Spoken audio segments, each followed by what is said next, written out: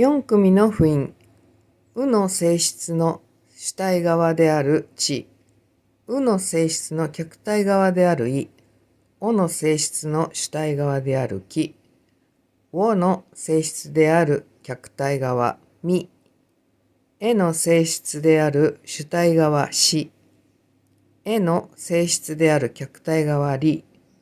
あの性質である主体側ひ。あの性質である客体側に。符印地。精神宇宙全体がそのまま現象発現に向かって動き出す短所の力動因。短所とは物事が始まるまたは解決する糸口、手がかりのことです。神の名はウヒジニの神。うとは家のこと。家、五重塔の五重と書いて家。人の心の宇宙であり、先天部分であります。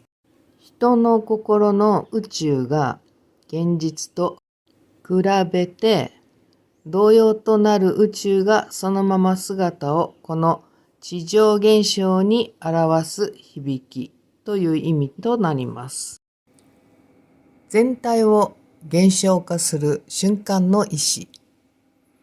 生きてきた中でずっと学んできたことすべてを行動に移すときの意志の働く響きと言えます。例えば職場で新製品の発表をする当日、うまく説明できるか心配だけどもうしょうがない。意を決してお得意様の前で発表するときなどがそうです。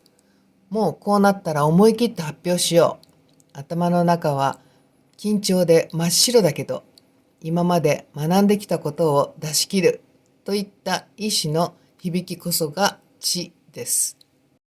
これは意識してみると結構日常生活の中で使われていることに気づくと思います。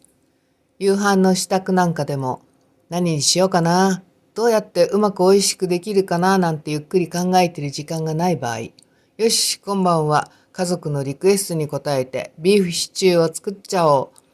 今までの経験から学んだ作り方で美味しく作っちゃえたら、あなたは知という響きを使って現象化することができたということです。おっと、しかし知という響きはあくまで意を決した瞬間の響きです。発表しているとき、ビーフシチューを作っているときは、符印意の響きが働いています。では、符印意の説明をいたしましょう。符印意、動き出した力道が持続する因。スヒジニの神、すべからく、地に比べて叱るべし。一度決意して身を捨てた無我の境地が持続し、その人の人格とは日頃の練習の知恵そのものとなって働く。惰性的、持続的な意志の働き。現にあるものがあり続ける力道。すべからく、地に比ぶるに誓るべし。知による選択によらずとも、相手対象のなりさまとなる。過去から持ちきった知識に比べることもなく、あるいは結果をもたらす知恵に比べるまでもなく、即時的にあるものの動因が持続している世界。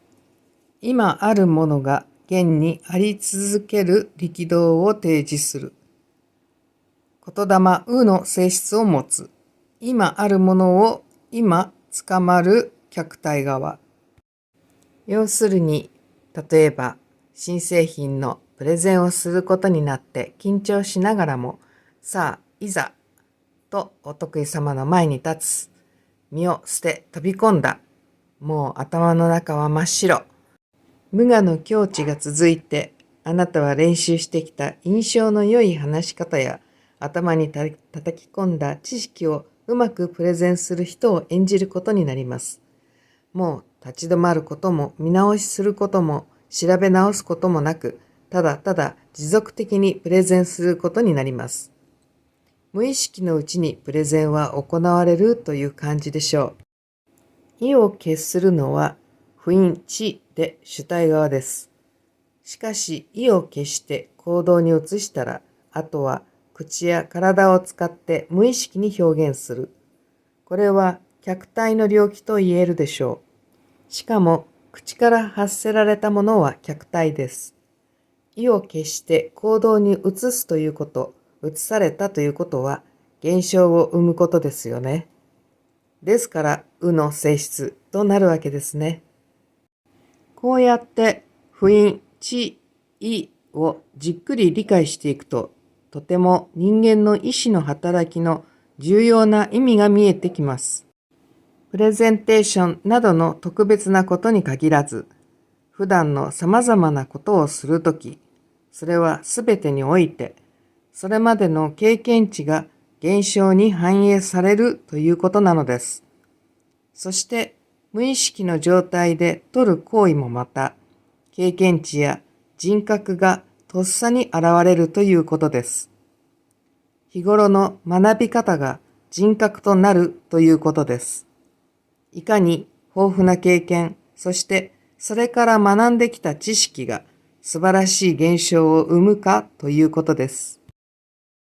経験は豊富な方が良い。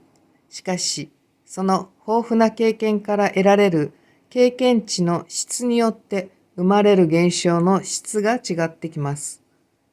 増加三振の真の意味を理解していなければ、主体である自分も客体である万物も一つのところから来た現象を生むために来たのだということを理解できていなければ、自我が膨らんだ知識が増えるだけで、自我の柵の中で自己中な演技をしているだけになってしまいます。言霊学で最も大切なこと、増加三振、ワンネス。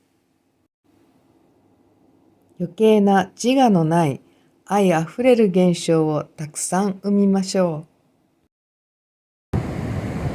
あいえおう、たちてとつ、たひけこく、まみめもむ、はひへほふ、らりれろる、なにねのぬ、やいえよゆ、さしせそす、わいえおう。